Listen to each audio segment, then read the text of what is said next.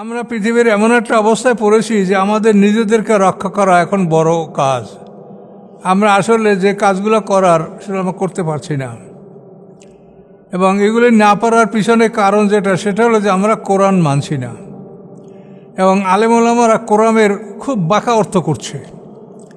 এই যারা ধর্ম ব্যবসা করছে তারা কোরআনের খুবই বাঁকা অর্থ করছে, সেগুলা মানে একান্ত জঘন্যভাবে সেগুলো খারাপভাবে তারা কোরআনের ব্যাখ্যা করছে, এবং মানুষগুলি বোকা আর মানুষেরা তাই বিশ্বাস করছে।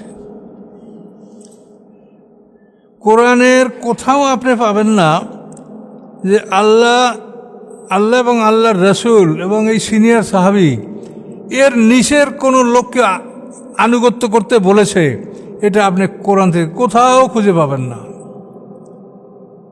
তোমার আনুগত্য আল্লাহ এবং তার রসুলের মধ্যে সীমাবদ্ধ। মাইয়ুতিল্লাহ ও রসুলা, যারা আল্লাহ এবং